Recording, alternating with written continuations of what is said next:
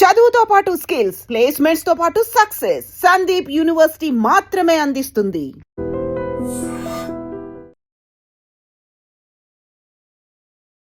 అంటే మొత్తం ఇండియా అంతా విజయ్ రష్మిక పెళ్లి గురించే నడుస్తుంది.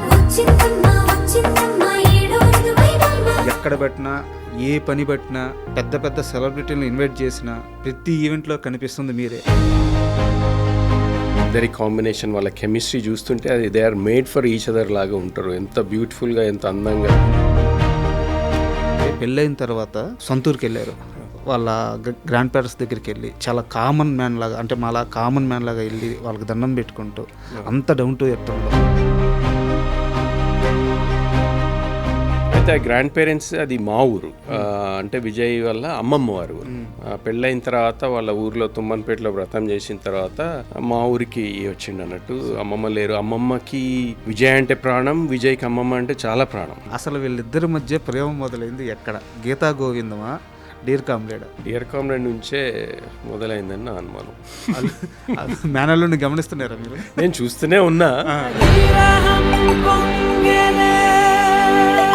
ఎంతమంది చెప్పినా వింటడు, డెసిషన్ మాత్రం ఆయనది. విజయ్ కెరీర్ సక్సెస్ అవ్వడానికి ప్రధానమైన కారణం మేనమామగా మీ అడుగు అని చెప్పుకోవచ్చు కదా. విజయ్ సక్సెస్లో నాది పెళ్లి చూపుల వరకే భాగ్యం. ఆ కాలంలో పెళ్లి చూపులు మేము 65 లక్షలలో తీసినాం అంతే. చాలామంది చెప్తున్నది ఏంటంటే మొత్తం ఈ పెళ్లి ఈవెంట్స్ అన్నిటికి కలిపి ఒక 15 కోట్ల దాకా ఖర్చు పెట్టారు ఈ జంట అని చెప్పేసి చెప్తున్నారు. గ్రాండ్ వెడ్డింగ్ అయితే అయ్యింది, ఖర్చుకు వెనకాడకుండా ఖర్చు పెట్టింది. పెళ్ళైన తర్వాత సత్యనారాయణ వ్రతం కోసం వాళ్ళ ఊరు వెళ్ళారు కదా. ఊరు వెళ్ళిన తర్వాత అక్కడ స్కూల్లో పిల్లలకి ఇకపైన ఎవరైతే స్కూల్ టాప్ వస్తారో వాళ్ళందరికీ వాళ్ళ చదువులకు అయ్యే ప్రతి ఖర్చును నేను భరిస్తానని చెప్పి విజయ్ గారు ప్రామిస్ చేశారు. స్కాలర్షిప్ స్టార్ట్ చేస్తున్నాం ఈ ఇయర్ నుంచి. కోవిడ్లో ఎవ్వడికి రాని idea, he started Deverakonda foundation. ఆ రోజు మొత్తం మీరు కానీ, మీ బావగారిది కానీ, విజయ్ దేవరకొండ గారు కానీ, మొత్తం మీవందరినీ చూస్తే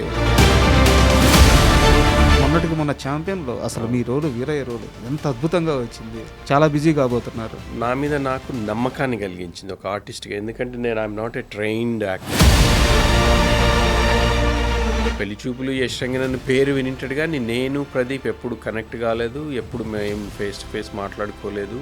ఆయన సంహౌ ఎవరో ఫోటో చూపిస్తారా, ఇది బాగానే ఉంది, కొన్ని ఫోటోలు పంపించండి ఒక ఊరోడ్లాగా అంటే నేను.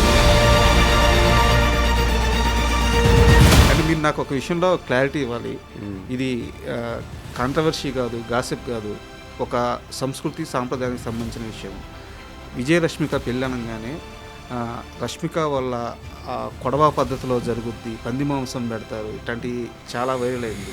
నాకు కొంతవరకే తెలిసింది. నేను ఆ రోజు కొడవ ఫంక్షన్లో ఉన్నప్పుడే వాళ్ళు జరిపే కార్యక్రమాలు, వాళ్ళ చుట్టాలలో కొంతమందితో మేము టేబుల్ మీద కూర్చుని కాన్వర్జేషన్స్ అవుతున్నప్పుడు నేర్చుకునేది తెలిసింది. Hi, welcome to my show. ఈరోజు నాతో చాలా స్పెషల్ గెస్ట్ ఉన్నారు. ఆయన ఎవరో కాదు, యశ్ రంగినేని. అంటే ఇలా చెప్తే మీకు కొంతమందికి తెలియవచ్చు, తెలియకపోవచ్చు, కానీ ఆయన పెళ్లి చూపులు అనే గొప్ప సినిమాని తీసిన నిర్మాత. అలాగే ఆయన నటుడు కూడా. ఛాంపియన్ మూవీలో వీరయ్య క్యారెక్టర్ అద్భుతంగా చేశారు. సో వీటన్నిటికీ మించి ఆయన మన రౌడీ విజయ్ దేవరకొండ మేనమామ. విజయ్ దేవరకొండ రష్మిక పెళ్లిలో ఎక్కడ పెట్టినా ఆయనే కనిపించారు. పెద్ద పెద్ద గెస్టులు అందరినీ ఆయనే ఇన్వైట్ చేశారు. సో ఈరోజు యశ్ గారు మన స్టూడియోలో ఉన్నారు. ఆయనతో మాట్లాడి విజయ్ రష్మిక పెళ్ళి ఎలా జరిగింది, పెళ్లి పనుల్లో ఆయన పాత్ర ఏంటి, అలాగే ఆయన కెరీర్ ఎలా సాగుతుంది, ఇలాంటి అన్ని విషయాలు తెలుసుకుందాం. హాయ్ సార్, నమస్తే. నమస్తే రాజు గారు. బాగున్నారు సార్? బాగున్నాను సార్. ఫస్ట్ ఆఫ్ ఆల్ మీరు ఏమనుకోనంటే అడగకూడదు, బట్ అడుగుతున్నాను, మీ ఏజ్ ఎంత? నా ఏజ్ 57. ఎంత యంగ్గా, ఎంత స్టైలిష్గా కనిపిస్తున్నారంటే మేబీ మీ మేనల్లుడికి మేనమామ పోలికి వచ్చినట్టుంది. ఏమో మరి తెలీదు, కానీ అంటే I like to keep my self healthy అంతే. కొంచెం లిమిటెడ్గా తిని ఎక్సర్సైజ్ అటు ఇటు యాక్టివిటీ చేస్తాం కాబట్టి ఏదో నడుస్తుంది. But I'm happy. చాలా థ్యాంక్స్ ఫర్ మీ కాంప్లిమెంట్స్కి.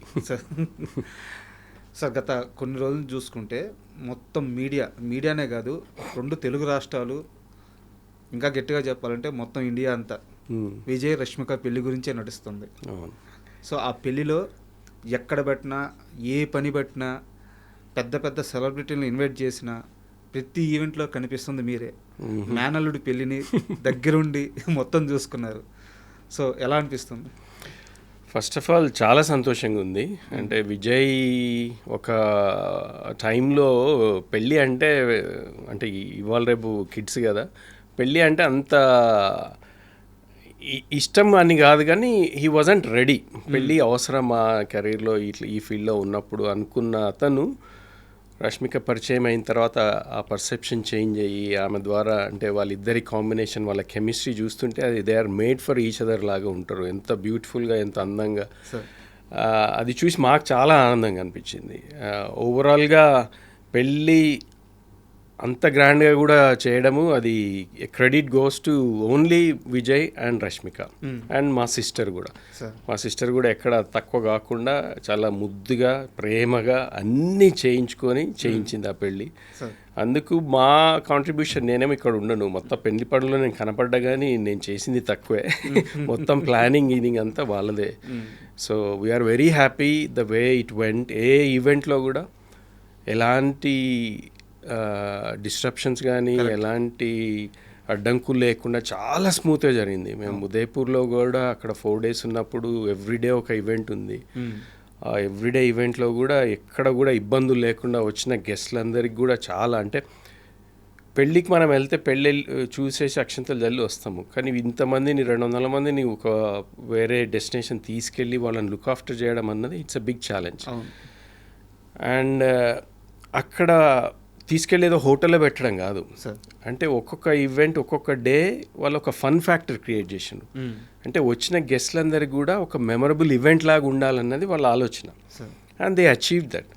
ఎవ్రీడే మేము క్రికెట్ ఆడినాము, అక్కడ పూల్ ఆడినాము, అది ఆడినాము, స్విమ్మింగ్ చేసినాము. ఎవ్రీడే ఏదో ఒక ఈవెంట్ ఉండే, ప్రతి వచ్చిన గెస్ట్లందరూ కూడా పార్టిసిపేట్ చేసి they enjoyed. It was like a holiday, not just their marriage, but it was like a holiday for వచ్చిన గెస్ట్లందరికీ కూడా. సో అట్లాంటి ప్లానింగ్ అన్నది అది నాకు అనిపిస్తుంది ఒక విజయ్కే వస్తాయేమో అట్లాంటి ఆలోచనలు అనిపిస్తాయి. ఏది చేస్తా కానీ డిఫరెంట్గా, వెరైటీగా చేయాలనుకుంటుంటాడు. And credit goes to both the couple. Sir, అంటే పెళ్ళి చాలా గ్రాండ్గా జరిగింది, పెళ్ళికి చాలా ఖర్చు పెట్టారు. ఇవన్నీ మాట్లాడే ముందు నాకు చాలా బాగా అనిపించింది ఏంటంటే, పెళ్ళైన తర్వాత సొంతూరుకి వెళ్ళారు. అక్కడ వెళ్ళిన తర్వాత వాళ్ళ గ్రాండ్ పేరెంట్స్ సంబంధించిన సమాధుల దగ్గర అంత పెద్ద స్టార్ హీరో ఇన్ని కోట్లు పెట్టి పెళ్లి చేసుకున్నారు, ఇంత పెద్ద ఫ్యాన్ ఫాలోయింగ్, అన్నిటిని కాస్త పక్కన పెట్టి వాళ్ళ గ్రాండ్ పేరెంట్స్ దగ్గరికి వెళ్ళి చాలా కామన్ మ్యాన్ లాగా, అంటే మాలా కామన్ మ్యాన్ లాగా వెళ్ళి వాళ్ళకి దండం పెట్టుకుంటూ అంత డౌన్ టు ఎర్త్ ఉండడం, సో చాలా ఆనందంగా అనిపించింది సార్. అది నిజంగానే ఆ పోస్ట్ కూడా చాలా వైరల్ అయినట్టుంది. చాలామంది అప్రిషియేట్ చేస్తున్నారు. అంటే పీపుల్కి విజయ్ అదర్ సైడ్ తెలియదు చాలామందికి. ఎంతసేపు మీరు ఎయిర్పోర్ట్లో చూసినా, ఎక్కడ చూసినా ఈజ్ ఆల్వేస్ స్టైలిష్, ఏదో ఫ్లాంబోయంట్గా బిహేవియర్ ఉంటుంది అనుకుంటాడు, కానీ ఆయన డౌన్ టు ఎర్త్ పర్సన్ అన్నది దాని ద్వారా తెలిసింది. అయితే ఆ గ్రాండ్ పేరెంట్స్ అది మా ఊరు, అంటే విజయ్ వాళ్ళ అమ్మమ్మ వారు. పెళ్ళైన తర్వాత వాళ్ళ ఊరిలో తుమ్మన్పేటలో వ్రతం చేసిన తర్వాత మా ఊరికి వచ్చిండు అన్నట్టు. అమ్మమ్మ లేరు. అమ్మమ్మకి విజయ్ అంటే ప్రాణం, విజయ్కి అమ్మమ్మ అంటే చాలా ప్రాణం. వాళ్ళిద్దరు కలిసి ఉన్నప్పుడు ఎప్పుడు వారు అంటే విజయ్ వాళ్ళ డాడే సక్సెస్ కాలేదు కదా, నువ్వెందుకు సినిమాలో అన్నట్టుగా షీ యూస్ టు వరీ అన్నట్టు. ఓకే. కానీ విజయ్ ఇంత సక్సెస్ చూడలేకపోయిండు, వారు చనిపోయిండు 2012లోనే. దాని తర్వాతనే విజయ్ స్టార్టెడ్ గ్రోయింగ్ కదా ఇండస్ట్రీలో. ఆ కనెక్షన్ చాలా ఉంది వాడికి ఇమోషనల్గా. అందుకే అమ్మమ్మని తప్పకుండా మనం దండం పెట్టుకోవాలి మామయ్య అంటే మేము ఊరికి తీసుకొని వచ్చినాం. మా ఊరిలో మా పొలాల్లో అక్కడ అది మనం సమాధులు అనం కానీ మనం బృందావనమో ఏదో అంటాం మేము. అక్కడ తీసుకొచ్చి అక్కడ దండం పెట్టి మా ఊర్లో కొద్దిసేపు స్పెండ్, ఎవరికి తెలియకుండా వచ్చినాం కాబట్టి ఎక్కడ క్రౌడ్ లేరు, ఏం లేదు. And he was very emotional. చాలా పాత రోజులు గుర్తు తెచ్చుకున్నాడు ఆ రోజు. అంటే మా అమ్మ చనిపోయినప్పుడు విజయ్ వచ్చింది. That was the last time మా ఊరికి రావడం కూడా. మళ్ళీ ఇప్పుడు పెళ్ళైన తర్వాత ఇప్పుడు వచ్చిండు. ఆ రోజు ఇంకా గుర్తుంది మామయ్య అంటే, ఇక్కడ ఏమేం చేసినాము, అమ్మమ్మ చనిపోయింది అండ్ నేను కూడా అమ్మమ్మ మోసుకొని వెళ్ళడము అదంతా. ఇంకా హీ వాజ్ జస్ట్ ఇంకా టీనేజరే ఆ టైంకి. టీనేజర్ కాకుండా మేబీ 20s, ఎర్లీ 20sలోనే ఉన్నాడు. సో అంత ఎంగేజ్లో ఆ కనెక్షన్స్ పాత రోజులు అందరం కలిసి ఒకే దగ్గర పడుకోవడము. ఊర్లలో ఎట్లుంటుంది మనకు మంచాలు గించాలు అందరికీ ఉండవు కదా, పెద్ద వరండా ఉంటుంది, దాని మీద ఒకటి మనం పెద్ద బెడ్షీటో జంఖానా అంటాం మేమైతే తెలంగాణలో, దాని మీద వేసి అందరం పిల్లలమందరం దాని మీదే వండుకునేది. సో అట్లా ఆ పాత రోజులు మా వాడి కజిన్స్ తోటి, మా అన్నయ్య పిల్లలు కానీ మా పిల్లలు దాన్ని చిన్నప్పుడు ఎట్లా స్పెండ్ చేసిందని గుర్తు తెచ్చుకొని he felt very emotional, very connected. మళ్ళీ పోయే ముందు కూడా అన్నాడు, మామయ్య మళ్ళీ మీరు ఎప్పుడు వస్తారు, I really wanted to come back to మన ఊరికి, ఈ ఊరికి వచ్చి ఒక 2 రోజులు ఎవరు తెలియకుండా హాయిగా జస్ట్ మనమే గడపాలని ఉంది.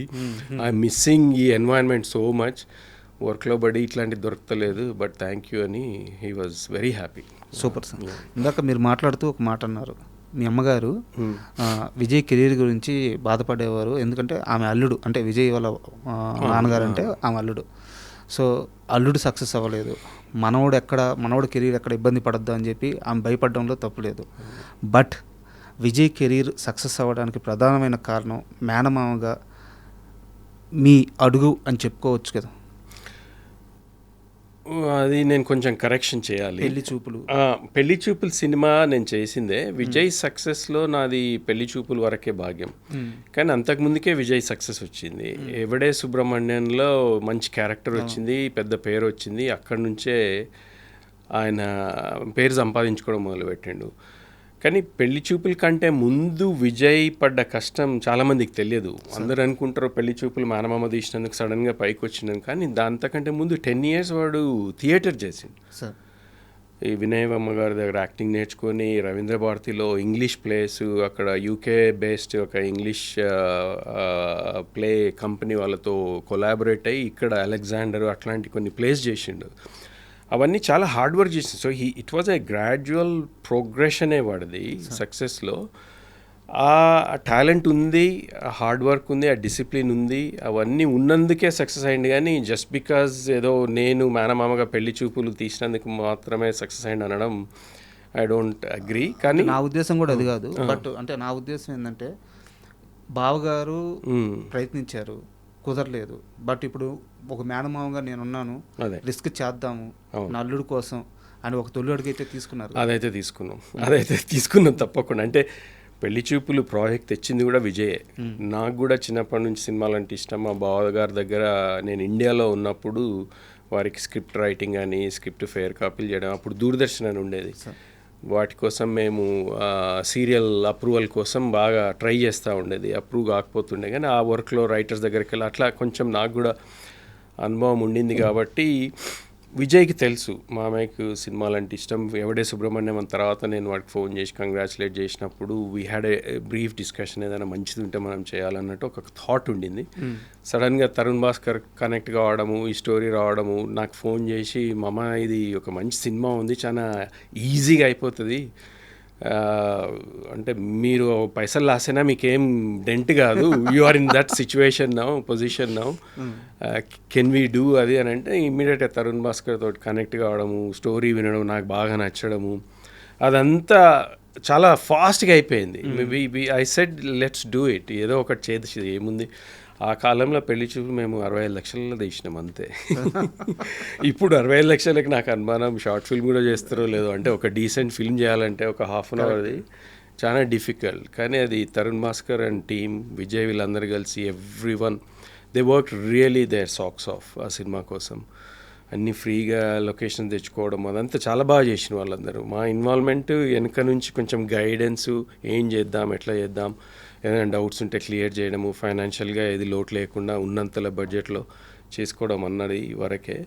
కానీ ఆ రిస్క్ మాత్రం నేను తీసుకున్నా. అది I'm proudly say I'm glad I did that, not just for Vijay, for me as well. ఎందుకంటే ఆ సినిమా ద్వారానే నాకు మళ్ళా ఎంట్రీ వచ్చింది సినిమా ఇండస్ట్రీకి. ఇక్కడ నేను కూడా మా బావెంబడి తిరుగుతుంటే మా అమ్మ నాన్ను తిట్టేది, నువ్వు కూడా సినిమాలు ఏంది చదువుకొని ఇప్పటికే ఇది అవుతుంది అది అని అన్న రోజులని ఇక్కడ నుంచి వదిలేసి వెళ్ళిపోయినాం కదా.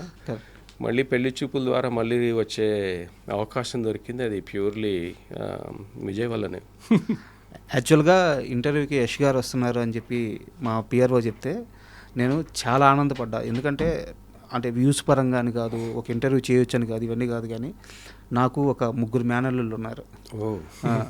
సో మీరు ఆ పెళ్లి చూపుల దగ్గర నుంచి నేను మీ ఫేస్బుక్లో మన ఇద్దరం ఫ్రెండ్సే అవునా? ఫాలో అవుతున్నాం. Okay okay. సో ఒకరోజు ఫ్యామిలీ స్టార్ రిలీజ్ అయిన తర్వాత అనుకుంటాను, లేదా రౌడీ జనార్దన్ టీజర్ రిలీజ్ అయిన తర్వాత అనుకుంటాను, విజయ్ గురించి మీకు ఏం తెలుసు, విజయ్ మీద కావాలని నెగిటివిటీ చేస్తున్నారు, సినిమాలకి రాని వాళ్ళు రాకపోయినా పర్లేదు కానీ వచ్చే వాళ్ళని ఆపుతున్నారు, వాంటెడ్గా విజయ్ని బ్యాడ్ చేస్తున్నారు అని చెప్పి ఒక మేనమామగా మీరు చాలా బాధపడుతూ ఫేస్బుక్లో ఒక పోస్ట్ పెట్టారు.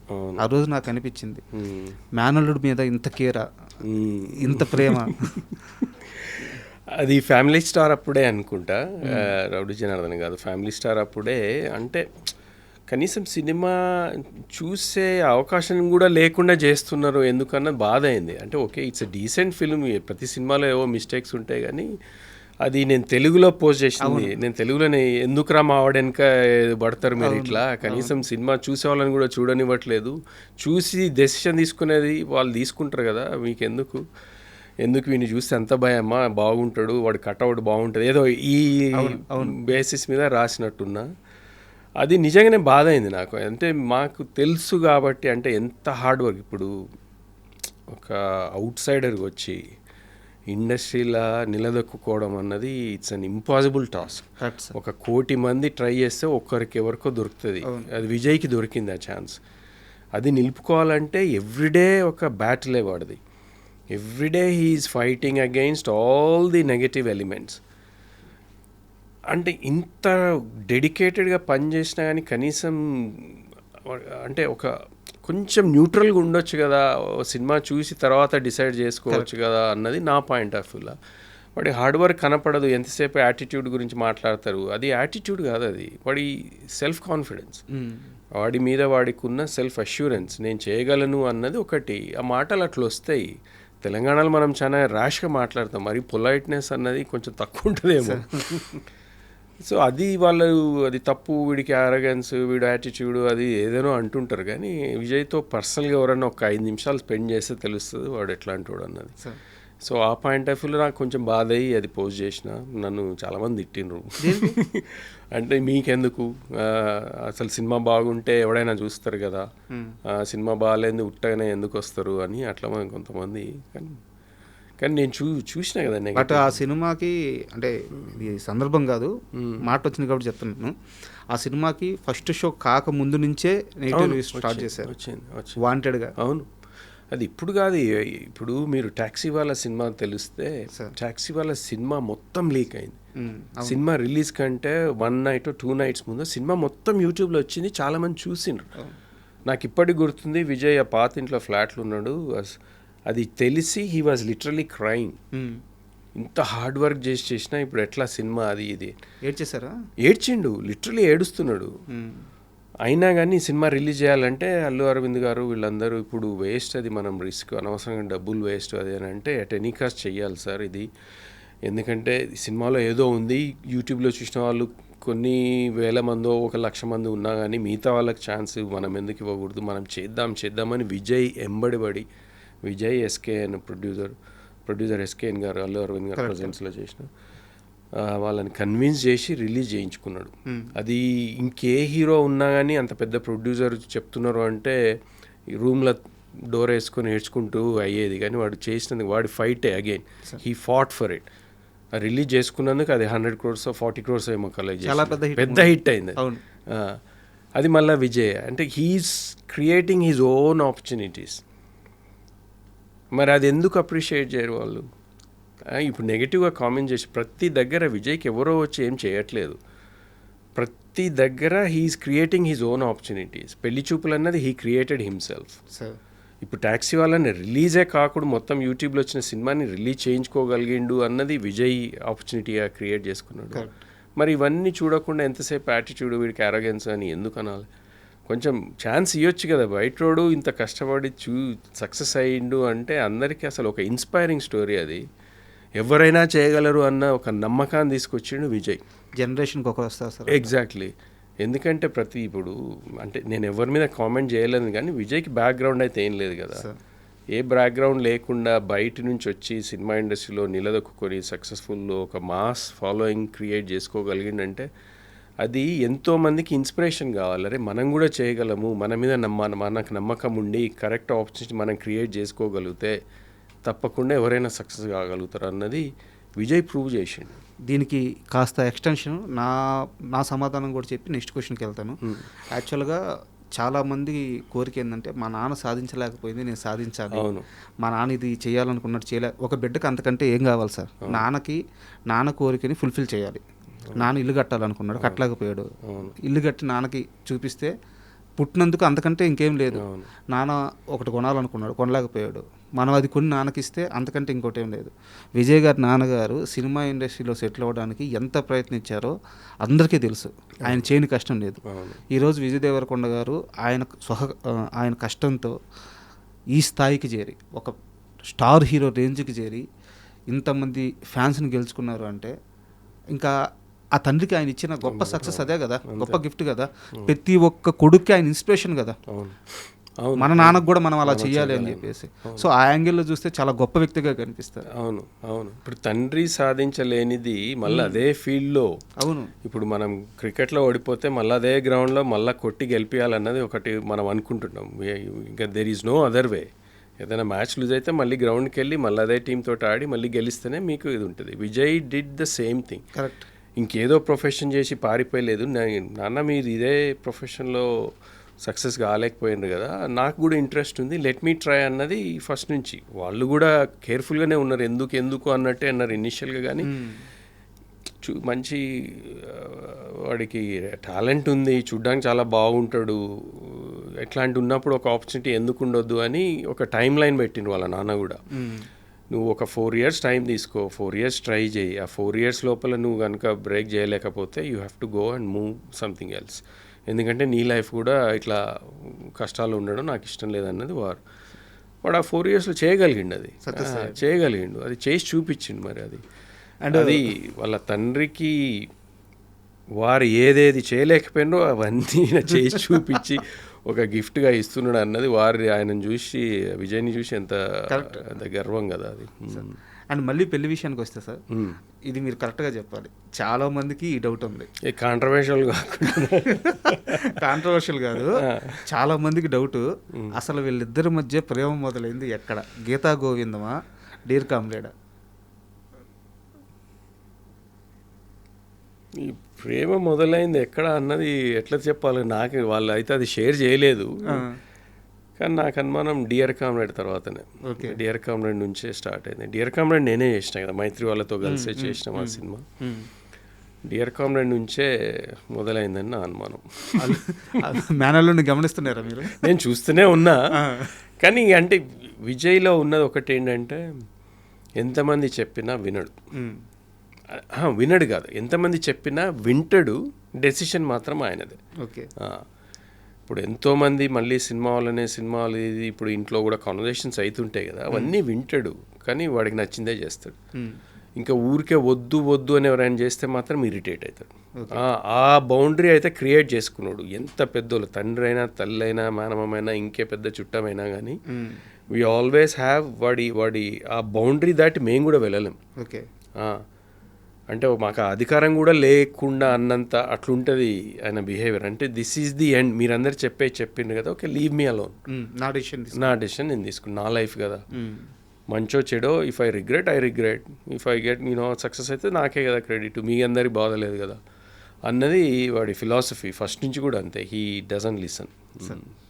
అండ్ చాలా క్లోజ్ సర్కిల్లో కొంతమందికి మాత్రమే తెలుసు, వాళ్ళ ద్వారా తెలుసుకున్నాను. విజయ్ తల్లిగారు మాధవి బంగారం అంటారు ఆయన, అంటే అంత మంచివారు అంటారు, చాలా సెన్సిటివ్ పర్సన్ అంట. చాలా సెన్సిటివ్.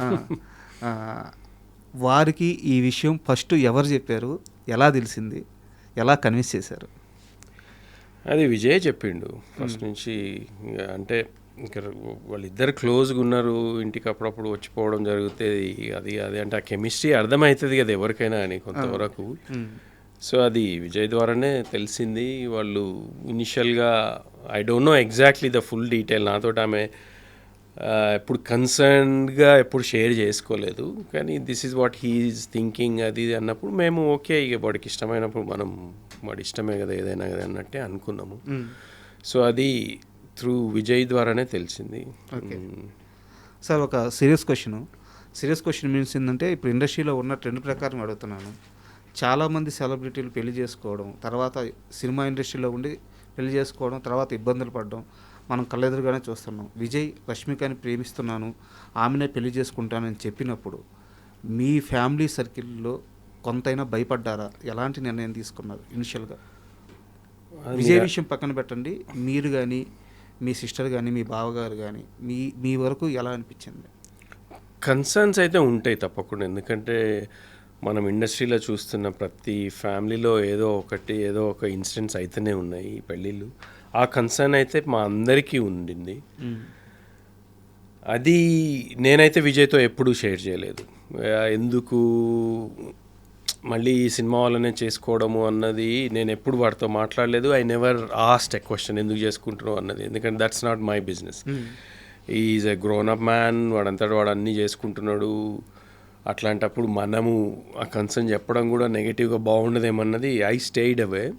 ఇంట్లో అమ్మ నాన్న మాత్రం మాట్లాడినరు అన్నది ఒకటి తెలుసు. మళ్ళీ ఎందుకు, ఏమవుతుంది, ఎట్లా అది అన్నది. కానీ ఐ థింక్ వాళ్ళిద్దరిని చూస్తే నాకు ఆ డౌటే రాదు ఇప్పుడు. వాళ్ళు ఎంత హ్యాపీగా ఉన్నారు అంటే, మీరు పెళ్ళిలో చూసింటారు వాళ్ళిద్దరిది కాస్ట్యూమ్స్ కానీ ఆ గెటప్లో కానీ రష్మిక ఎనర్జీ చూసిన ఆమె అంటే సినిమా బ్లాక్ బస్టర్ హిట్ అయితే కూడా అంత సంతోషపడదు. అంటే నాకు ఈరోజు అంత హ్యాపీగా ఉంది ఆమె బిహేవియర్. ఆ 4 days ఎవ్రీ ఈవెంట్ టైం లేకుండా ఉన్నా ఒకదాని తర్వాత ఉన్నా కానీ ఆమె ఎనర్జీ చూస్తే హౌ హ్యాపీ షీ ఈజ్ అన్నది క్లియర్గా తెలిసిపోతుంది. వాళ్ళిద్దరికి ఆ అండర్స్టాండింగ్ ఉంది. అంటే they stayed as a friends together for a long time now, almost 5-6 years connection ఉంది. కాబట్టి ఫ్రెండ్లీగా స్టార్ట్ అయినా కానీ they understood each. It's not a decision సడన్గా ఏదో ఒక ఇన్ఫాచ్యుయేషన్ తోటి క్రియేట్ అయింది అయితే కాదు. They took their time. Are we ready for this marriage? పైగా ఇద్దరు చాలా మెచ్యూర్డ్ పర్సన్స్. ఇప్పుడు రష్మిక అసలు బాలీవుడ్లో అంత సక్సెస్ అయింది, అమ్మాయి వెళ్ళి అంత యంగ్ ఏజ్లో అన్నది దాని వెనకాల అంటే కొంతవరకు విజయ్ గైడెన్స్ కానీ విజయ్ సపోర్ట్ కానీ ఆమెనే షేర్ చేసుకుంటుంది ఆ విషయాలు ఎన్నోసార్లు. అదంతా అంటే వాళ్ళకి ఆ కనెక్షన్ ఉంది కాబట్టి, ఆ కెమిస్ట్రీ కరెక్ట్ వర్కౌట్ అయింది కాబట్టి they decided I think we should అన్నది. సో దాంట్లో మాకైతే డౌట్ ఏం లేదు. ఇంకా తలరాత అన్నది మనం ఏం చెప్పలేం. కానీ I'm hoping, I'm wishing they stay together for ever and rest of their life హ్యాపీగా పీస్ఫుల్గా ఉండాలన్నదే నా ఒక కోరిక, మా అందరి కోరిక. ఇంకా అంతకంటే కావాల్సింది మా అందరి కోరిక సార్. అండ్ మీరు వీరి పెళ్ళికి ఇన్వైట్ చేయడానికి పెద్ద సెలబ్రిటీలు ఇన్వైట్ చేయడానికి అందరి దగ్గరికి మీరే వెళ్ళారు. సీఎం రేవంత్ రెడ్డి గారి దగ్గరికి కూడా మీరే వెళ్ళారు. ఆయన ఎలా రిసీవ్ చేసుకున్నారు, ఏమన్నారు? సీఎం రేవంత్ రెడ్డి గారి దగ్గరికి నేను వెళ్ళలేదు. విజయ్ ఫస్ట్ పోయిండు. విజయ్ పోయిన తర్వాత మా సిస్టర్ పోయి వారి వైఫ్కి సెపరేట్గా పోయారు. తర్వాత మళ్ళీ రష్మిక కూడా వేరే సెపరేట్గా వెళ్ళి వచ్చిండ్రు. సో రష్మిక తరఫు నుంచి కూడా ఇన్విటేషన్ అన్నట్టుగా. నేను మిగతా పొలిటీషియన్స్ అందరికీ మేనమామగా నాకే పడ్డది ఆ డ్యూటీ. ఇంట్లో అంటే విజయ్ అందరి దగ్గర వెళ్ళలేడు, పెళ్లి పనిలో ఉన్నారు, మా బావగారు కూడా బిజీగా ఉన్నారు, అది నువ్వే చూసుకోవాలని నాకు ఫస్టే చెప్పిండ్రు. సో అపాయింట్మెంట్లు తీసుకొని ప్రతి ఒక్కరి దగ్గరికి వెళ్ళినాం. బట్టి విక్రమార్క గారి దగ్గరికి వెళ్ళాం. బట్టి విక్రమార్క గారు చాలా మంచిగా రిసీవ్ చేసుకున్నారు. వారి బ్రదర్ మల్లు అనంతరాములు గారు ఉండేది వెనకట, వారితో మాకు చాలా పరిచయం. మా అన్నయ్య ఊరిలో సర్పంచ్గా ఉన్నప్పుడు అది చాలా అంటే అది నేను షేర్ చేసుకుంటే వారు ఇంకా హ్యాపీ అయినారు. దాని ద్వారా ఇంకా కొంచెం కనెక్షన్ ఎక్కువైంది. ఆ రోజు బిజీగా ఉన్నా నేను తప్పకుండా వచ్చిపోతా అన్నారు. ఇంకా ఇంత స్టోరీ చెప్పినాక నేను రాకుండా ఎట్లుంటున్నా, తప్పకుండా వస్తానన్నారు ఆ రోజు. సో అది I felt very happy. Bandi Sanjay గారి దగ్గర కూడా చాలా స్పెండ్ చేసినాం. వారు అంటే ఇంకా నేను సినిమా వాడిని అని తెలిసి వారు అటు ఏదో ఒక స్టోరీ గురించి అంటే బెంగాల్లో జరుగుతున్న ఒక ఇన్సిడెంట్ని మీరు ఒక రైటర్ని పెట్టుకొని రాయండి, మీకు అంత సపోర్ట్ ఇస్తా, చాలా పవర్ఫుల్గా ఉంటుందని ఒకటి హీ రిక్వెస్టెడ్. ఐఎమ్ ఎక్స్ప్లోరింగ్ అది. ఒకసారి నేను మళ్ళీ కలుద్దామని అన్నారు. So I'm gonna meet him and find out ఎవరు అన్నది. బెంగాల్లో ఎవరో ఉన్నారంట, మా దగ్గరికి వెళ్ళి కనెక్షన్ అని. సో వీళ్ళందరి దగ్గరికి, తర్వాత పొంగులేటి గారి దగ్గరికి వెళ్ళినాం, మహేష్ గారి దగ్గరికి వెళ్ళినాం, కోమటిరెడ్డి వెంకటరెడ్డి గారి దగ్గరికి వెళ్ళినాం. వీళ్ళందరూ మంచిగా రిసీవ్ చేసుకున్నారు. And they all came for the wedding. So I was very happy నాకు ఆపర్చునిటీ దొరికినందుకు. తర్వాత రేవంత్ రెడ్డి గారు పెళ్ళైన తర్వాత ఆయన పెళ్ళైన తర్వాత వచ్చినప్పుడు ఫోటోలు అది రిసెప్షన్కి వచ్చేది ఉండింది వారు, కానీ అప్పుడు ఢిల్లీలో సడన్గా ఏదో ప్రోగ్రామ్ ఉండి వెళ్ళిపోయినారు. మళ్ళీ నెక్స్ట్ డే కాల్ చేసి లేదు నేను ఇంటికి వస్తా అది అని అన్నారు. సో ఆ రోజు ఈవినింగ్ ఇంటికి వస్తే మేమందరం కలిసాం. చాలా మంచిగా ఒక 1 hour స్పెండ్ చేసిండు ఇంట్లో. తెలంగాణ ముచ్చట్లన్నీ ముచ్చట పెట్టుకుంటే ఇంకా ఆయన మాట్లాడే విధానం బాగుంటుంది కదా, జోకులు చేసుకుంటా. We spend good time. And కాసేపు ఈ పెళ్లి విషయం పక్కన పెడితే మీ కెరీర్ విషయానికి వస్తే కేవలం మీ కెరీర్ అనే కాదు సార్, మొత్తం మీరు కానీ మీ బావగారిది కానీ విజయ్ దేవరకొండ గారిది కానీ మొత్తం మీవందరినీ చూస్తే సినిమా వెనక మీరు పరిగెడుతున్నారు, బట్ సినిమా కూడా మీ వెనకే పరిగెడుతుంది. అవునా? మీరు యాక్టర్ అవ్వాలని చెప్పి అనుకున్నారు, బట్ ఇంట్లో కుదరక యూకే వెళ్ళిపోయారు. అవును. బట్ సినిమా మిమ్మల్ని వదలలేదు, మళ్ళీ లాగేసుకుంది. అంతే కదా? నిజమే మీరు అంటున్నారు. నేను ఎప్పుడు అట్లా ఆ పాయింట్ ఆఫ్ వ్యూ ఆలోచించలే, కానీ ఇప్పుడు మీరు చెప్తుంటే అనుకుంటున్నాను నిజమే అయ్యిండొచ్చు. ఎప్పుడు యూకే వెళ్ళారు, ఎప్పుడు జాబు, ఎన్నేళ్ళ తర్వాత మళ్ళీ నిర్మాతగా వచ్చారు. నిర్మాతగా వచ్చిన తర్వాత మొన్నటికి మొన్న ఛాంపియన్లో అసలు మీ రోలు వీరయ్య రోలు ఎంత అద్భుతంగా వచ్చింది. సో నాకు తెలిసి నెక్స్ట్ క్యారెక్టర్స్ కంటిన్యూ అవుతూ ఉంటున్నాయి, చాలా బిజీ కాబోతున్నారు. I hope so. నాకంటే ఛాంపియన్ ఎక్స్పీరియన్స్ చాలా ఇంక్రెడిబుల్. అంటే నా మీద నాకు నమ్మకాన్ని కలిగించింది ఒక ఆర్టిస్ట్గా. ఎందుకంటే I'm not a trained actor. నేను ఎక్కడ డ్రామా స్కూలు ఎక్కడ వెళ్ళలేదు. కాదంటే ఇక్కడ ఒకరి దగ్గర కొన్ని రోజులు డైలాగ్ డెలివరీ ఎట్లా అన్నది ఒక ఆన్లైన్ క్లాస్ కొన్ని రోజులు చేసిన, దాని ద్వారా కొంతవరకు ఉపయోగపడ్డది. కానీ యాక్టింగ్ అయితే నా అంతటా నేను ఆ యూట్యూబ్లు చూసి ఒక 2 పుస్తకాలు చదివి ఒక యాక్టర్ ఎట్లా ప్రిపేర్ అవుతాడు, ఒక క్యారెక్టర్ ఏంటి అన్నది అట్లా కొన్ని నేర్చుకొని ఛాంపియన్ చేయాల్సి వచ్చింది. ఛాంపియన్ ఆపర్చునిటీ కూడా అంటే ప్రదీప్కి ఎందుకో ఈ క్యారెక్టర్ కొత్త వాళ్ళతో చేయిస్తే బాగుంటుంది, వీరైతే బాగుంటారు అని అనిపించింది. నన్ను అడగడం, నేను ఇమ్మీడియట్గా ఓకే అనడం. కానీ చాలా కష్టపడ్డా. మా అమ్మ శ్రీనే దానికి విట్నెస్. అంటే ఎగ్జాక్ట్లీ ఇదే మంత్లో స్టార్ట్ అయింది last year. Through out the summer మండు టెండలో ఊర్లో క్యారెక్టర్ కదా, నాకు ఇంకా బట్టలు కూడా ఉండవు. మొత్తం చెప్పులు లేకుండా ఒక దళిత వర్గానికి చెందిన క్యారెక్టర్ అది. దాన్ని అంటే ఒక సైలెంట్ బ్యాటిల్ ఆయనది ఆ ఊర్లో. ఆ రజాకర్ల గురించి ఆలోచిస్తూ ఆయనకేం వాయిస్ ఉండదు. వాయిస్ అంటే మాట్లాడలేడు, ఎందుకంటే అది అప్పుడు వెనకబడిన తరగతులు అని అంటాం కదా, అట్లా పాయింట్ ఆఫ్ వ్యూ ఆయన క్యారెక్టరే అట్లాంటిది. ఒక ఇన్నర్ స్ట్రగుల్, ఉట్టి ఇమోషన్ తోటి మాటలు లేకుండా చూపించాలన్నది ప్రదీప్ ఐడియా. బట్ ప్రదీప్ గారి థాట్ ప్రాసెస్ నన్ను కూడా షాక్ గురి చేసింది. ఎందుకంటే ఇందాక చెప్పాను కదా, ఫేస్బుక్లో మిమ్మల్ని ఫాలో అవుతుంటారని చెప్పేసి. ఫేస్బుక్లో కానీ బయట ప్రెస్ మీట్స్లో కానీ వాటిలో చూస్తే మీరు చాలా స్టైలిష్గా కోట్స్ వేసుకొని ఫారెన్ లుక్లు అట్టుంటారు. మీలో వీరైన ఎలా చూడగలిగాడో నాకు అర్థం కాలేదు. ఏమో మరి చాలా బాగా పట్టుకున్నాడు. ఎవరు కూడా ఇప్పుడు మా ఫ్రెండ్సే యూఎస్లో సినిమా చూసిన కొంతమంది, వాళ్ళు చూసిన తర్వాత ఫస్ట్ నేను ఇంట్రడ్యూస్ అయిన కొన్ని సీన్స్ తర్వాత కానీ వాళ్ళకు స్ట్రక్ కాలేదంటే నేనే అని. అప్పటి వరకు వాళ్ళు అనుకోలేదంట. ఆ ట్రాన్స్ఫర్మేషన్ బాగా చేసిన వాళ్ళు. అంటే నన్ను మొత్తం ట్యాన్ చేసి ఆ గెటప్ కూడా ఇట్లా మీసాలు పెంచుకొని ఇవంతా కూడా నల్లగా మురికి బట్టి ఆ బట్టలు కూడా అట్లనే ఉండి నేను బాడీ పెంచాల్సి వచ్చింది దానికోసం కొంతవరకు. అంటే అది ఒక వీరుడు కదా, ఒక వారియర్ టైపు. సో ఆ transformation I worked very very hard. అది ప్రదీప్ క్రెడిటే దాన్ని. అంటే ఆయన డిజైన్ చేసుకున్నట్టు దాన్ని నన్ను ఆ క్యారెక్టర్లోకి మోల్డ్ చేయడం అన్నది అది నిజంగానే. అంటే నన్ను ఇట్లా చూస్తే ఆ క్యారెక్టర్ వీడియోడు ఎట్లా చేసిండో అనుకుంటారు. నిజమే అది. సార్ మనం ఈ ఇంటర్వ్యూ చేస్తుండగా ఒక గుడ్ న్యూస్ వచ్చింది, చెప్పమంటారా? చెప్పండి. మీ కూతురికి స్టేట్ బెస్ట్ అవార్డు అంటే గద్దర్ అవార్డు వచ్చింది. ఎవరు మీ కూతురు? రష్మిక గారు. Wow, congratulations. Thank you so much. The girl friend మూవీకి బెస్ట్ యాక్ట్రెస్ అవార్డు వచ్చింది. అమేజింగ్. పెళ్ళయి ఒక 4 రోజులు కాలేదు, అప్పుడే ఇంకా గుడ్ న్యూస్ రావడం అన్నది అది చాలా ఇంకా మంచి హ్యాపీగా ఉంది మా అందరికీ. So I will definitely speak to her and message her. మొత్తం ఫ్యామిలీ అంతా ఒక పాజిటివ్ వైబ్స్ వస్తున్నాయి. నిజమే. Thank you. కానీ ఐ థింక్ షీ డిజర్వ్స్ ఆ అవార్డ్. గర్ల్ ఫ్రెండ్లో ఆమె పర్ఫార్మెన్స్ చాలామంది మెచ్చుకున్నారు. అంటే అంత మెచ్యూర్డ్ పర్ఫార్మెన్స్, అంత యంగేజ్లో ఆమె చేయగలుగుతుంది అంటే she is extremely incredibly talented girl. So no wonder people are recognizing, and ఆ సినిమాకి అవార్డు రావడం మాకే కాదు మొత్తం ఇండస్ట్రీ కూడా ఒక గుడ్ న్యూసే. So I congratulate not only Rashmika for the entire team of girlfriend. Thank you. And sir మ్యారేజ్కి సంబంధించి నా దగ్గర చాలా గాసిప్స్ ఉన్నాయి. గాసిప్సే అవి నిజాలు కావు, మీరే అంటున్నారు గాసిప్స్ అని. సో అదే వీటిల్లో ఏవి గాసిప్స్ ఏవి నిజం మీరే చెప్పాలి. అండ్ ఫస్ట్ ఆఫ్ ఆల్ నా దగ్గర ఉన్న కెన్ ఐ సే ప్రతిదానికి నో కామెంట్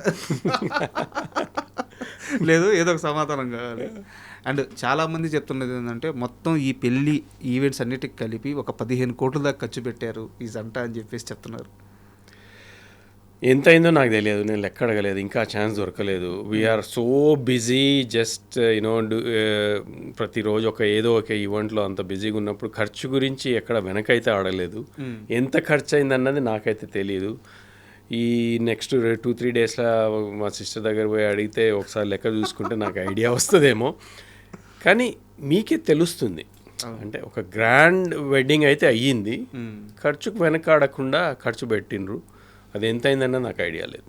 అండ్ ఖర్చు అనే ప్రస్తావన వచ్చింది కాబట్టి నాకు వేరే విషయం గుర్తొచ్చింది సార్. పెళ్ళైన తర్వాత సత్యనారాయణ వ్రతం కోసం వాళ్ళ ఊరు వెళ్ళారు కదా. ఊరు వెళ్ళిన తర్వాత అక్కడ స్కూల్లో పిల్లలకి ఇకపైన ఎవరైతే స్కూల్ టాప్ వస్తారో వాళ్ళందరికీ వాళ్ళ చదువులకు అయ్యే ప్రతి ఖర్చును నేను భరిస్తానని చెప్పి విజయ్ గారు ప్రామిస్ చేశారు. ఆ డెసిషన్ అప్పటికప్పుడు తీసుకున్నారా ఊరు వెళ్ళినాక? లేదు, ముందే ఐడియా ఉంది విజయ్కి. అంటే ఇట్లా చారిటీ వర్క్ చేయడం చాలా ఇష్టం ఫస్ట్ నుంచి కూడా. మీరు గమనించండి, మామూలు ఎర్లీ స్టేజ్ ఉన్నప్పటి నుంచి కూడా వాడు బర్త్డేకి ఐస్ క్రీమ్ బండి దగ్గర నుంచి చూస్తే కోవిడ్లో ఎవ్వడికి రాని idea he started Deverakonda foundation ఆ రోజు. అంటే ఇండస్ట్రీ నుంచి ఇంకా యాక్టివ్గా ముందుకు రానప్పుడే అందరికంటే ముందు వచ్చేసి ఒకటి చేద్దాము, మనము ఫుడ్ ప్యాకెట్ సప్లై చేద్దాము, మెడిసిన్ సప్లై చేద్దామని ఆయన రౌడీ టీంని అందరినీ గ్యాదర్ చేసి వాళ్ళందరికీ చేయగలిగిండు. సో ఆయన ఒక ఫిలాంథ్రపీ పాయింట్ ఆఫ్ వ్యూలో ఆయనకు ఐడియాస్ ఫస్ట్ నుంచి ఉన్నాయి. సో వాళ్ళ ఊరికి వాళ్ళ నాన్న అమ్మ ఏదైతే కనెక్షన్ ఉందో, మేము ఊర్లో పెరిగినాం. నేను 5th వరకు ఊర్లోనే చదివినా, మా చెల్లెలు ఊర్లోనే చదువుకుంది. సో వాళ్ళ నాన్న ఫస్ట్ నుంచి ఊరి వాతావరణం మా అందరికి బాగా ఇష్టమే. సో ఆ ఇష్టాన్ని ఊరి నుంచి డిస్కనెక్ట్ కావద్దు అన్నది ఫస్ట్ నుంచి వాడికి ఉన్న ఐడియానే. అందుకే ఊర్లో అంత ఖర్చు పెట్టి ఇల్లు కూడా కట్టించుకున్నారు. సో ఊరి వాళ్ళకి ఎట్లా చేద్దామన్నది అచ్చంపేట్ డివిజన్లో ఉన్న ఒక 30-40 స్కూల్స్కి టాప్ ర్యాంక్స్ వచ్చిన ఇద్దరికో ఎవరికో కంటిన్యూస్గా మేము సపోర్ట్ చేస్తామన్నది అది ముందు ప్లాన్ చేసుకున్నాడు. స్పాంటేనియస్గా అని అయితే నేను అనుకోను, అది నాతోటైతే డిస్కస్ చేయలేదు. కానీ అది హీ హ్యాడ్ అన్ ఐడియా, ఒక ఐడియా అయితే ఉండింది, చెయ్యాలి ఏదో ఒకటి ఊరికి, మన ఊరికి ఇక్కడ ఉన్న పేద పిల్లలకు కానీ ఏదో ఒకటి మంచి ఎడ్యుకేషన్ సిస్టంలో బాగా ఇంట్రెస్ట్ ఉన్న వాళ్ళని పైకి తీసుకొస్తే బాగుంటుంది అన్నది వాడు ఐడియా. అంటే యాక్చువల్గా ఈ విషయాన్ని మీడియాలో చాలామంది క్లియర్గా రాయలేదు. స్కూల్ టాప్ వచ్చిన 1-2 పిల్లలు అంటే మీరు చెప్పినట్టు 40 స్కూళ్ళు, అవును, ఎవ్రీ ఇయర్ ఆ నెంబర్ పెరుగుతూ పోతుంది, 100 మంది పిల్లలు అవుతారు కదా సార్. అది ఇంకా నాకు డీటెయిల్ తెలియదు ఎగ్జాక్ట్లీ ఎట్లా అన్నది. మరి అది ఒకసారి డైరెక్ట్ విజయ్ని అడిగితేనే బెటర్ ఏమో. Is the one who is sponsoring. చాలా గొప్ప ఆలోచన, ఎందుకంటే అంటారు కదా అన్ని దానాల్లో కల్లా విద్యాదానం గొప్పదని చెప్పేసి. అది ఆ డీటెయిల్ తెలియదు, నిజమే. అది విద్యాదానం అంటే నాకు తెలియదు ఆ సపోర్ట్ సిస్టమ్ అని ఎట్లా ప్లాన్ చేసుకున్నారు అన్నది, వాళ్ళు ఎంత బడ్జెట్ క్రియేట్ చేసుకున్నారు అన్నది. కానీ అవన్నీ పక్కన పెడితే మీరు ఎంత సపోర్ట్ చేసినా కానీ ఒక టాపర్కి ఫైనాన్షియల్గా వెనకబడి ఉన్న వాళ్ళకి ఎంత హెల్ప్ చేసినా హెల్పే కదా, మంచిగా కదా. మరి ఇక దాంట్లో ఇక కాంట్రవర్సీ ఎందుకు, ఇంతమందికి ఎట్లా చేస్తాడు, ఎన్ని రోజులు చేస్తాడు, అది ఇంకా అక్యుములేట్ అయ్యి కొన్ని 100 మంది అయ్యి వీళ్ళందరికీ సస్టైన్ చేయగలుగుతాడా అన్నది అది ఇంకా నెగటివ్ థింకింగే అవుతుంది. మనం ఆలోచించాల్సింది వాట్ హీ మేడ్. ఒక స్టేట్మెంట్ ఇచ్చింది, నేను తప్పకుండా ఈ అచ్చంపేట్ డివిజన్లో కొన్ని స్కూల్స్ని టాపర్స్కి నేను హెల్ప్ చేస్తా ఫైనాన్షియల్గా అన్నాడు. అది ఎంత హెల్ప్ ఏంటి అన్నది అది it is still a help. అది నా పాయింట్ ఆఫ్ వ్యూలో that is still a very great decision. దాన్ని మనము ఇంకా వేరే విధంగా దాన్ని ఖూనీ చేసి డైసెక్ట్ చేసి ఎందుకు ఏంటి అని చేస్తే అది అనవసరం కావాలని కాంట్రవర్సీ క్రియేట్ చేసినట్టే నా point of view. So let's leave it there. కానీ హెల్ప్ అయితే చేస్తాను. కరెక్ట్, ఏదైనా మంచి కార్యక్రమం మంచి కార్యక్రమం అంతే. అండ్ ఇంకో గాసిప్ కూడా ఉంది. రష్మికకి చాలా పెద్ద గిఫ్ట్ ఇచ్చాడు పెళ్ళి అయిన తర్వాత విజయ్ దేవరకొండ. తెలియదు, నాకు తెలియదు. మీకేంది, మీకు తెలుసు నాకు చెప్పండి. 90 కోట్ల రూపాయల విల్లా ఇచ్చాడు. వాడు చేసిన సినిమాలు ఎన్ని? లేదు సార్, ఇది 90 కోట్లు తెలుగు ఇక్కడ నుంచి మీడియాలో తెచ్చిస్తారు. చాలా మెయిన్ స్ట్రీమ్ వెబ్సైట్లు అన్నీ రాసినాయి, మీరు కూడా చూసుంటారు నాకు నేను తెలిసి. చూసినా కానీ అవన్నీ మీరే అన్నారు కదా గాసిప్ అని. 90 కోట్లు ఎక్కడి నుంచి వస్తాయి చెప్పండి? నేను అందుకే గాసిప్. వాడికి సినిమా చేస్తే ఇస్తాన్న పైసలే సరిగ్గా వస్తలేవు, దానికి కూడా కొట్లాడి తెచ్చుకోవాల్సి వస్తుంది ఒక్కొక్కసారి. ఎందుకంటే సినిమాలు కూడా బ్లాక్ బస్టర్ అయితే లేవు కదా. సార్ సినిమాలు చేసే వాళ్ళం మీకు ఐడియానే ఉంది. సినిమాలు ముందు పైసలు వచ్చినాయి. సినిమా రిలీజ్ అయినాక ఇస్తామన్నా ఎప్పటికీ రావాలి. సార్ సో నేను అనేది ఏంటంటే వాడు చేసినవి 10-15 సినిమాలు. 10-15 సినిమాల 90 కోట్ల క్యాష్ ప్రజెంట్ ఏదో గిఫ్ట్ అన్నది ఇలా that is highly impossible current సిచ్యువేషన్లో. వాడికి ఐడియా ఉండొచ్చు, ఏదైనా పేపర్ మీద రాసిచ్చిండేమో, మరి తెలియదు ఇస్తా అని. అంటే ఇది జస్ట్ నవ్వుకోవడానికి అడగలేదు సార్. ఇలాంటి విషయాల్లో కొంత క్లారిటీ రావాలి. ఎందుకంటే స్టార్స్ లైఫ్ అంటే ఏదో ఒక ఆకాశంలో మబ్బుల్లో అలా ఉంటుంది, ఎంత ఆనందంగా ఉంటుంది అని చెప్పి పిచ్చి పిచ్చిగా అనుకుంటూ ఉంటారు. వెనకాల ఉండే పెయిన్, మీరు అన్నట్టు ఒక సినిమా చేస్తే ఫుల్గా రెమ్యునరేషన్ రావడమే కష్టం. ఇది విజయ్ దేవరకొండ అంటే స్టార్ హీరో కూడా. That is the truth. అంటే నేను ఎవరిని క్రిటిసైజ్ చేయట్లేదు, అంటే మనం అడగడానికి కూడా వీల్లేదు. ఎందుకంటే సినిమా హిట్ అయితే పైసలు వచ్చినప్పుడే కదా ఎవరికైనా రివార్డింగ్ ఉండేది. సినిమా హిట్ కానప్పుడు ఇస్తాన పైసలు మాత్రం ప్రొడ్యూసర్ కానీ ఇంకెవరైనా కానీ ఇస్తాన అది ఎట్లా తీసుకొచ్చి ఇవ్వగలరు? మ్యాక్సిమం వాళ్ళు ఇచ్చేవంతా ఇచ్చేస్తారు, కానీ వాళ్ళ తర్వాత కాన్వర్జేషన్స్లో ఏదైతే ఇస్తానారో అది ఇవ్వలేకపోతారు. ఎందుకంటే ఇప్పుడు లైగర్ లాంటి అంత పెద్ద సినిమా హిట్ కాకపోతే అంత ఖర్చు పెట్టినప్పుడు ఎట్లా ఇవ్వగలుగుతారు అన్నది నా పాయింట్. సో మీరు అన్నది సినిమా వల్ల లైఫ్ అంతా మీరే అన్నారు, అది ఒక మబ్బుల్లో that's exactly what it's not the reality అన్నది కరెంట్లీ వాళ్ళకంటే తిండికి లేకుండా అయితే ఉండరు. ఆఫ్ కోర్స్ వాళ్ళకు ఒక లైఫ్ స్టైల్ వచ్చింది, దే ఆర్ హ్యాపీ. అంతేగాని సడన్గా ఎన్నో 100 కోట్లు వచ్చేస్తాయి అది అన్నది ఈ స్టేజ్లో విజయ్కి అది ఇంకా అచీవ్ చేయలేదు. And I hope he will do that. కానీ ఎంత అచీవ్మెంట్ చేసినా అది నేను అనేది ఒక సినిమా అనేది ఒక మాయ, మన అద్దాల మేడలో ఉన్నట్టే ఉంటుంది. చిన్నప్పుడే ఏదో తెలుగు సినిమాలనే చూసిన నేను, అద్దాల మేడల్లో ఉండే ఈ సినిమా వాళ్ళంటే మనం రాయేస్తే మొత్తం పగిలిపోతాయి. అట్లాంటిదే ఈ లైఫ్ కూడా. అందుకే విజయ్ చుట్టుపక్కల ఉండే ఎవరైనా మాయమైనా ఏదైనా వాడిని he's very careful and he's very grounded. వాడికి తెలుసు ఎప్పుడు ఏం చేయాలన్నది. కానీ ఈ సపోర్ట్ సిస్టమ్ అనేది హెల్ప్ చేస్తుంది. మనం ఎంతున్న సినిమా అనేది ఒక వర్క్ ఆయనకి.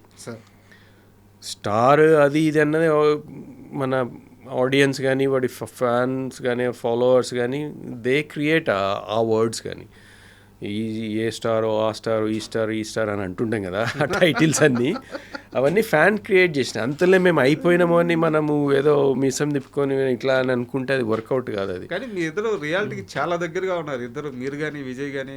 మేనమామ మేనల్లుళ్ళు ఇద్దరు ఎందుకు ఓపెన్గా మాట్లాడేస్తున్నారు. అంతే మరి, దాన్ని దాచుకునేదే ఉందండి నిజంగా చెప్తున్నా. అంటే మాకైతే తెలియదు, ఫేక్గా ఏదో ఇంటర్వ్యూ అని వచ్చేసి ఇంకో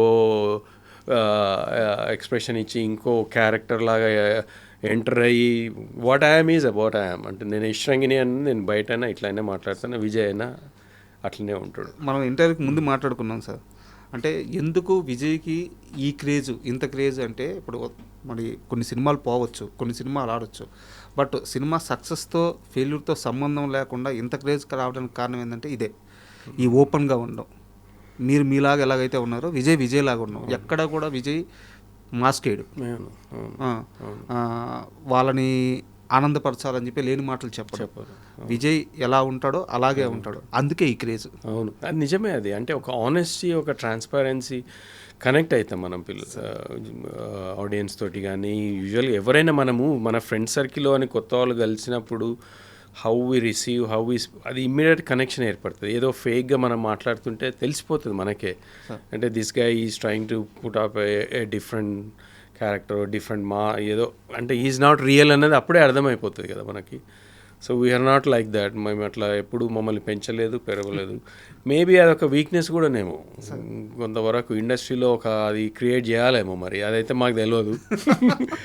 అది తెలిసి ఒకవేళ నేర్చుకున్నా మేము చేస్తే నిజంగా ఫేక్గానే ఉంటుంది. అవతలోడు చేస్తే నిజం కొంతసేపు అన్న నిజంగా అరే బాగానే ఉంది అని అనిపిస్తుందేమో, కానీ మేము చేస్తే అది నిజంగానే ఫేక్ అవుతుంది, దొరికేస్తాం. అందుకే ఇట్స్ బెటర్ మనది ఏదో మనకు తెలుసు, మన పని మనం చేసుకోవాలి, మనం హార్డ్ వర్క్ చేస్తున్నాం, మనల్ని మనం నమ్ముకున్నాం, మన పని మీద నమ్ముకున్నాం, మిగతాది దేవుడి మీద వదిలేద్దాం. దొంగోడు దొంగతనం చేస్తే దొరకడంట, అవును, మంచోడు ఎందుకంటే మనకి అలవాట్లేని పని అది. అంతే కదా, కరెక్ట్. అండ్ మీరు నాకు ఒక విషయంలో క్లారిటీ ఇవ్వాలి. ఇది కాంట్రవర్సీ కాదు, గాసిప్ కాదు, ఒక సంస్కృతి సాంప్రదాయానికి సంబంధించిన విషయం. విజయరశ్మిక పెళ్ళి అనగానే రష్మిక వల్ల కొడవ పద్ధతిలో జరుగుద్ది, పంది మాంసం పెడతారు, ఇట్లాంటి చాలా వైరల్ అయింది. అండ్ అలాగే రష్మిక వాళ్ళ ఫ్యామిలీ గురించి వాళ్ళు ఒక యుద్ధ వీరుల నేపథ్యం సంబంధించిన ఫ్యామిలీ అని చెప్పి ఇలా చెప్పారు. మీకు తెలిసినంత వరకు అసలు ఆ సాంప్రదాయం ఏంది, రష్మిక వాళ్ళ ఫ్యామిలీ బ్యాక్గ్రౌండ్ ఏంది, కాస్త వివరంగా చెప్తారా? నాకు కొంతవరకే తెలిసింది. నేను ఆ రోజు కొడవ ఫంక్షన్లో ఉన్నప్పుడే వాళ్ళు జరిపే కార్యక్రమాలు,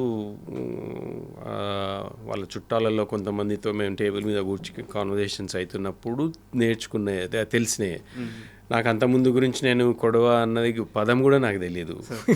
రష్మిక ఇంట్రడ్యూస్ అయ్యి పెళ్ళి ఓకే ఆ రోజు కొడవ ఫంక్షన్ ఉంటుంది అంటే ఏంటి పదం అనేది అప్పటి నుంచే అర్థమైంది, అంటే లాస్ట్ 1-2 months నుంచే.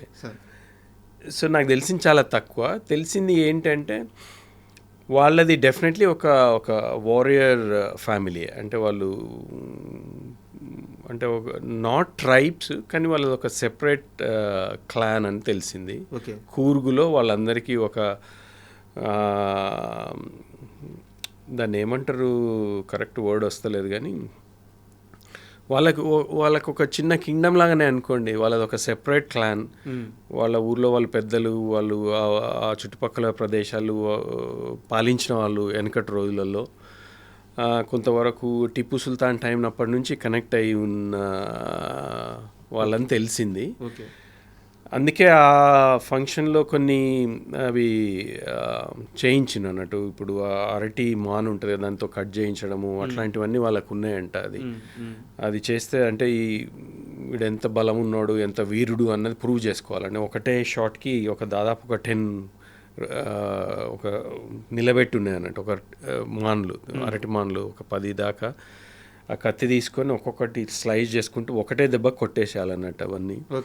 అవన్నీ చేసిండ్రు అక్కడ, అంటే ఒక ట్రెడిషనల్గా. అవన్నీ చూస్తే అనిపించింది వాళ్ళకంటే వాళ్ళకు ఒక ట్రెడిషన్ ఉంది, ఒక ఐడెంటిటీ ఉంది, and they are totally different to usual అన్న కన్నడ పీపుల్, అదైతే గ్యారంటీ. అంటే కూర్గ్లో డిఫరెంట్గా ఉన్నారు వాళ్ళు. ఇంకొక విషయం తెలిసిందంటే కూర్గ్ అన్నది ఒక స్మాల్ ప్లేస్ అయినా కానీ వాళ్ళ కాంట్రిబ్యూషన్ స్టేట్కి, అంటే ట్యాక్స్ ఎంత పే చేస్తుండ్రో అది అంటే డిస్ప్రపోర్షనేట్గా ఉంది. మిగతా డిస్ట్రిక్ట్స్తో పోలిస్తే కూర్గ్ ఇస్తున్న కాంట్రిబ్యూషన్ చాలా హైగా ఉంది. ఇన్ రిటర్న్ ఆ ఇన్వెస్ట్మెంట్ వాళ్ళకి దొరుకుతలేదు అన్నది వాళ్ళకు ఒక డిసప్పాయింట్మెంట్ అని తెలిసింది నాకు. అది వీళ్ళు ఇస్తున్న డబ్బులకి ఇన్ రిటర్న్ ఇన్వెస్ట్మెంట్లు మళ్ళా కూర్కి చాలా తక్కువ వస్తుందంట. అది అంటే they are lobbying, they are trying to, అంటే ఒక ఫెయిర్నెస్ ఉండాలన్నది వాళ్ళు దే ఆర్ స్టిల్ ట్రయింగ్ అని తెలిసింది. సో అంతవరకే తెలుసు, నాకు ఇంకెక్కువ ఏం తెలియదు. ఈ పంది మాంసము అది అన్నది అనేటోడు అంటూనే ఉంటారు. బట్ నిజం కాదా, నిజం కాదా అక్కడ పెట్టినరా లేదా అన్నది అక్కడ ఉండింది పంది మాంసం. అంటే అది సంస్కృతి అంతే. మనమే ఇప్పుడు అంతే. భక్త కన్నప్ప ఉన్నాడు, ఆయనకి ఏం చేయాలో తెలియదు. దేవుడిని పూజించాలంటే దొరికిన దాంట్లోనే పూజించిండు. అప్పుడు అంటే ఇది రెలవెంటో కాదని అనేది ఒక ట్రెడిషన్ ఉన్నప్పుడు వాడికి దొరికింది, మాంసమే పెట్టిండు కదా శివుడికి. అది తప్పు అని మనం ఇప్పుడు హిందువులు అంటారు, అదంటారు, ఇదంటారు, కానీ ఆయన పాయింట్ ఆఫ్ వ్యూలో నేను దేవుడినే ప్రేమిస్తున్నా అన్నది వాళ్ళ అది నేను అనేది. అది ఒక ట్రైబ్, అది ఆచారం అంతే. ఇప్పుడు తెలంగాణలో మేము ఇది కూడా చూసిన, నేను వ్రతం అయిన తర్వాత మాంసం పెట్టుడు. వ్రతం జరిగింది ఒక్కడి దగ్గర, మాంసం అక్కడెక్కడో ఊరోళ్ళ కోసం మేము ఫస్ట్ టైం ఊరికి డిన్నర్ చేస్తున్నాం. ఇప్పుడు ఊరోళ్ళకి పిలిచి వాళ్ళకి దావత్ కదా అది, మనము ఇస్తున్న పార్టీ. వాళ్ళకి ఉట్టి పప్పు భోజనం పెట్టి పంపిస్తే బాగుంటుందా? ఫస్ట్ ఆఫ్ ఆల్ తెలంగాణలో అసలు అది లేదు. తెలంగాణలో మీకు తెలిసిందే కదా.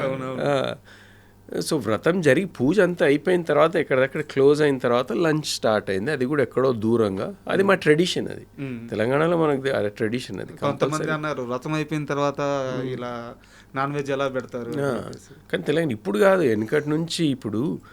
ఇప్పుడు వచ్చిన ఈ రిసెప్షన్లు అవి, ఇప్పుడు మా అక్కయ్య అప్పుడు పెళ్ళైనప్పుడు వ్రతమే రిసెప్షన్ ఇంకో సెపరేట్ ఉండకపోయేది కదా. పెళ్ళి అయిపోయిన తర్వాత ఊరికి పోయేసి అత్తగారి ఇంట్లో వ్రతం జరిగేది. వ్రతం జరిగినప్పుడే ఆ మిగతా పెళ్ళికి రాని చుట్టాల వాళ్ళందరికీ కూడా డిన్నరో లంచో అది క్రియేట్ చేస్తే మనము ఒక మేకనో ఒక గొర్రెనో కోసి భోజనం పెట్టేది. అదే సేమ్ ట్రెడిషన్ వి ఫాలోడ్.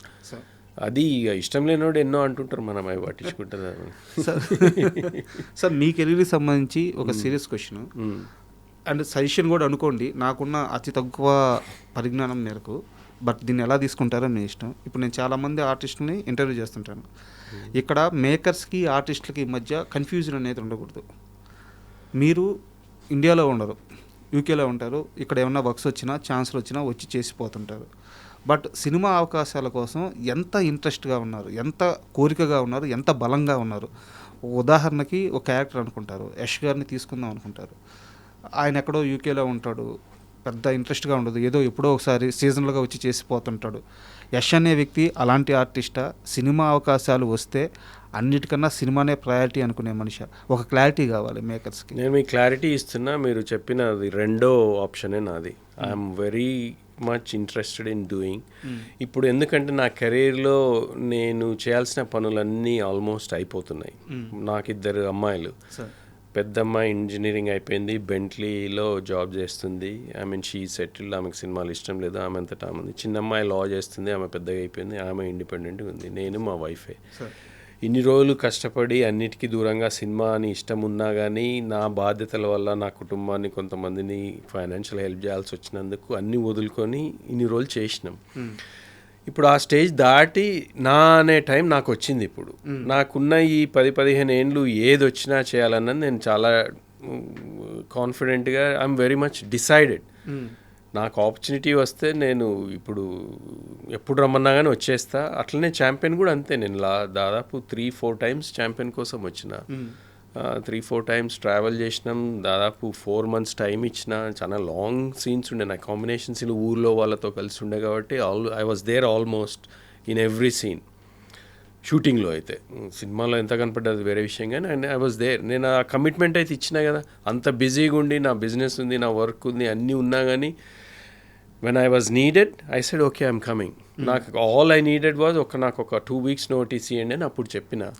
కానీ ఇప్పుడు వచ్చే ఆపర్చునిటీని బట్టి అది ఏంటి అన్న దాన్ని బట్టి నేను I will put a side, I will work from home. ఇక్కడ నుంచి నేను చేసుకోవాలి. అప్పుడు కూడా నేను క్యారవాన్ నుండి నేను టీమ్స్ కాల్స్ చేసిన, నా టీమ్ తోటి అక్కడ మాట్లాడిన, ఐ వాజ్ టేకింగ్, అవన్నీ నేను చేసిన.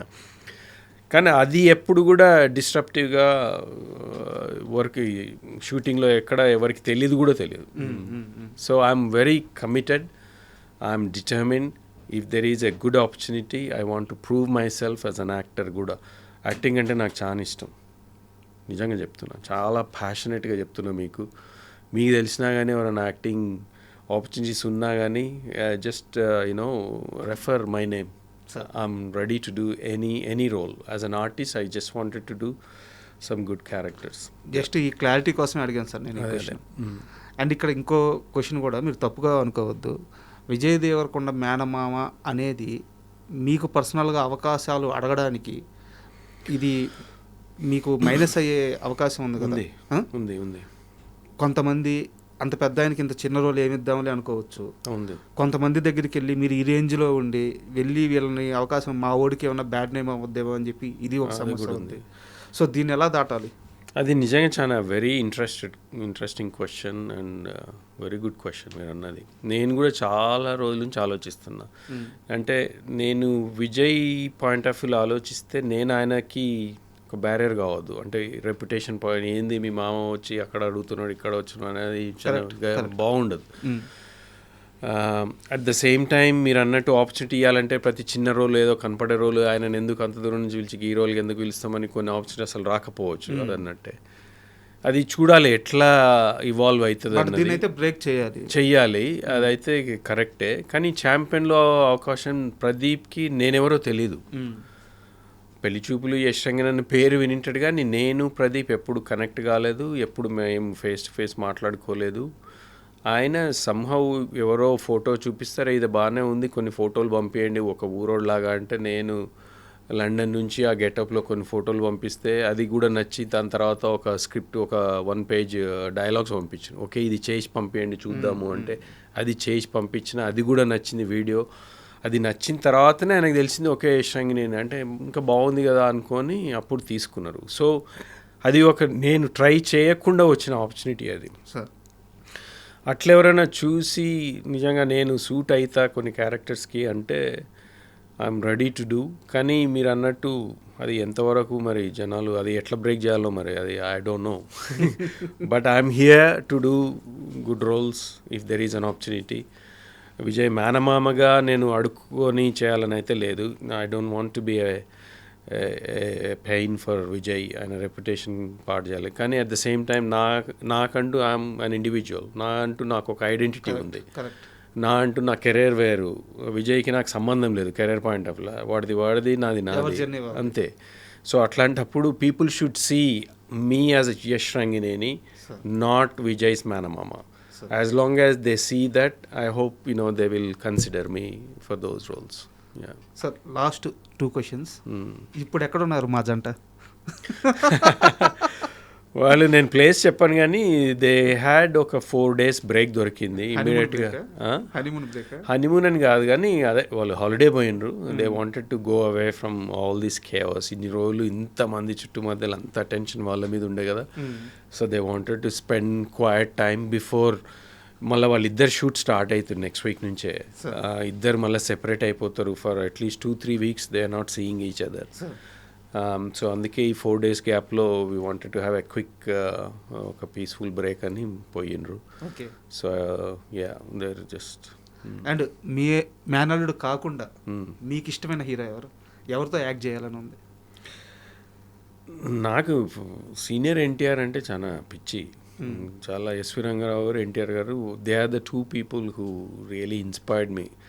ఫస్ట్ నుంచి కూడా ఎన్టీఆర్ గారి సినిమాలు ప్రతి ఒక్కటి చూసిన ఆ కాలంలో. ఆ పౌరాణికం ఇంకా ఇష్టం ఉంటుండే. చిన్నప్పుడు మేము ఎండాకాలం సెలవులో మా ఊరికి పోతే ఆ సినిమాల నుంచి కొన్ని సీన్ ఒక 5 నిమిషాలు స్కిట్ లాగా రాసుకొని నేను మా విజయ్ వాళ్ళ అమ్మ మేమిద్దరం చేసి మా కజిన్స్ అందరికి ప్లే చేసి చూపిస్తుండే. ఒక డైలాగ్ అనుకున్నా, నాకు రాదు ఇప్పుడు డైలాగ్ కానీ వద్దు. కానీ అట్లాంటి చిన్న అందుకే వారు ఈజ్ ఇన్స్పైరింగ్. దాని తర్వాత నేను టీనేజర్గా గ్రో అవుతున్నప్పుడు నాకు బాగా ఇష్టపడ్డ చిరంజీవి గారిని. అంటే ఆ డాన్స్ కానీ ఆ సినిమాలో ఆ కాలంలో వచ్చిన ప్రతి సినిమా ఎంత క్రేజ్ ఉంటుండే అంటే అది అన్బిలీవబుల్. ఇప్పటికీ ఎవరంటే చాలా ఇష్టం. ఇంకా తర్వాత నెక్స్ట్ జనరేషన్లో అందరి సినిమాలు చూస్తూనే ఉంటా, ఏది మంచిగా అనిపిస్తుంది. బాగా పుష్ప బాగా నచ్చింది, మంచి అర్జున్ బాగా చేసిండ్రు, ఎన్టీఆర్ది బాగా చేస్తారు, మహేష్ బాబు.